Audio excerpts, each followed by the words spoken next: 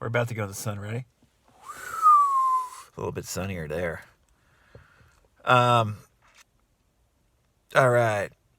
So what a lot of people don't understand, I think, in regards to working with your imagination, the law of assumption, the law of attraction, manifesting, whatever you want to call it, is that words can't really do justice to what our imagination is. And even master teachers at explaining how to better utilize our imagination, like Neville, like Joseph Murphy, like Emile Coué, even the words they use, even the directions they give us often fail to capture the essence of what we're trying to do. It's just a very, very difficult thing to describe. And that's why it's so valuable, in my opinion, usually, to hear different viewpoints of people describing this process, Obviously, the idea of using your imagination the way that someone like Neville describes it or that Coué describes it, it's very different, it sounds like, than how a lot of other teachers, even, law of attraction teachers describe it, because it's so reliant on the imagination. But I think that really most of this stuff is always pointing at the same thing. It's about utilizing your mind or utilizing your mind and body in a different way than we're used to, in order to actually create a better inner state of how we feel, and also, in many cases, a corresponding better external reality. But it's difficult to describe, and very few people describe it and give instructions as well as the people we're always talking about in this channel. So today I thought I would just delve into that again for, like I always like to do, is just delve into how we can work with our imagination. This is from Simple Self-Healing, the book I did of Emile Coué's teachings back in, I think, 2017. I edited and put this together. And this is Coué talking about using your imagination, especially like when you're trying to use a specific technique, like whether it's, the auto-suggestion technique before bed. You could also say this is similar to like when you're doing a SATS technique or an affirmation technique right before you go to bed. Coué says, you must relax all strain and tension. Don't seek to concentrate your thoughts. Concentration is very valuable and necessary when conscious reasoning is to be done, but fatal to the success of autosuggestion. So there's a lot to that sentence or two there. It seems very simple, but it's really complicated what he's talking about. And this is also what Neville and Murphy talk about all the time, which is relaxing your body and relaxing the strain of your thinking. So you just feel relaxed. And that, as most of us know, is often easier said than done. When you've had a stressful day or there's a lot of shit going on in your life, it's not always easy to just relax and let go of all tension. And again, that's why a lot of this practice, in my opinion, is just learning how to better relax and feel more relaxed as you go about your day, and then learning how to, work with your body and mind so you can unwind, like before you go to bed, for instance, or when you wake up or at certain times during the day. And honestly, if you just learn how to unwind more and feel more relaxed, I don't even think you have to do any specific manifesting exercises except for that. As long as you already know about these creative principles of your imagination, if you just feel more relaxed and are confident that you're going to get more of what you want in your life, internally and externally, that's enough to, cause your life to change for the better.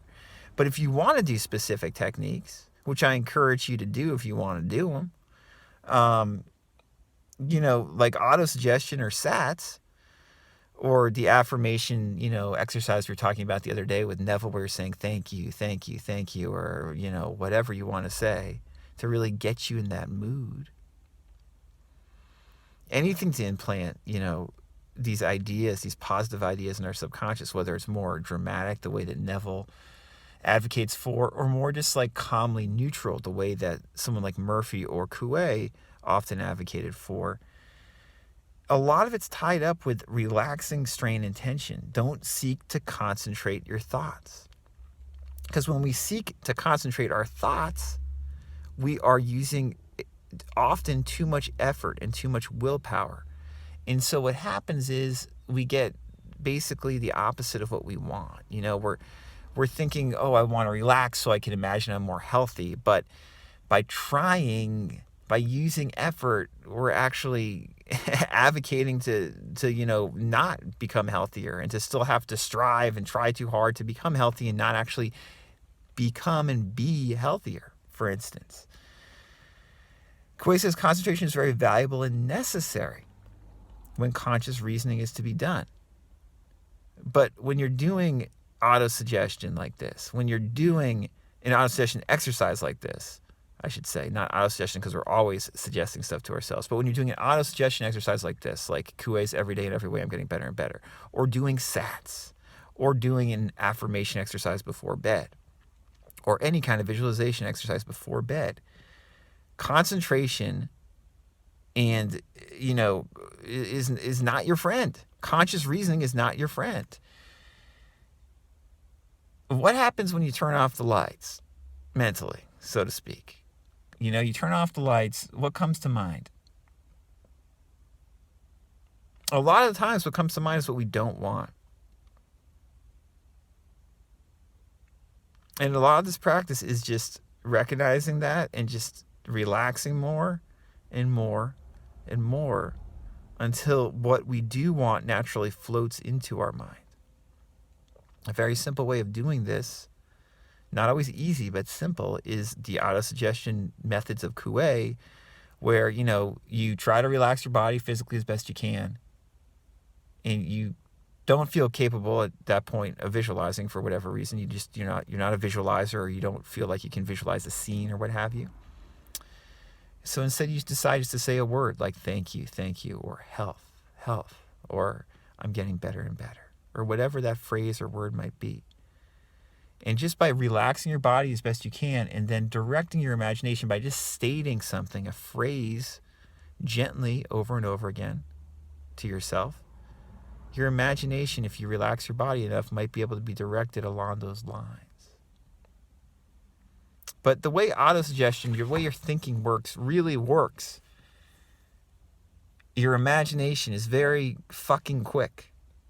So, you can't easily fool it. You can't pretend to be relaxed and do, one of these exercises and not actually be relaxed and expect it to work effectively. What comes up in your mind immediately? What's the natural thought that comes up? So you're relaxing your body, but what's coming up? What's actually coming up thinking-wise? Is it what you want or what you don't want? This is a very subtle thing. Very, very subtle. So subtle that I don't think most people watching this video are going to have any idea what I'm talking about. And so subtle that even masters at explaining it, like Coué, like Neville, like Murphy, a lot of what they say is not going to seem relevant because it's so subtle and so subjective, this process. But you'll notice that what you're thinking, that's your imagination. What you are thinking is your imagination. That is autosuggestion. That's what's actually going on. And how can you modify that and work with that so that it's more to your liking? What all these dudes are saying is utilize relaxation to modify and work with it more effectively. That's what Murphy's saying. That's what Neville's saying. That's what Coué's saying. They're saying, get yourself into a relaxed state and you'll be able to better work with your imagination, with the thinking that naturally comes up. It's like a pleasant daydream that you're able to evoke more and more easily. But it's not a daydream because you actually know what you're doing and you're actually directing it in some gentle, almost passive way. That's where the relaxation thing is tied into this. But there's so much to it. So much to it. And honestly, as we've discussed, a lot of the time you're going to feel like you want to take more direct action and forcefulness than just doing these passive exercises. and like, for instance, speaking out loud vocally to yourself is a more active exercise in a way of kind of wrangling and handling your imagination than just being passive and saying something or trying to visualize something, you know? Actively just watching what you're doing and then responding by journaling or writing down what you're doing can be more active than just these passive exercises. But it's still aiming at the same thing, which is working with your imagination, basically getting your imagination aligned with more of what you want as opposed to what you do not want. Like, this is complicated stuff. That's why I can make hundreds of videos about it.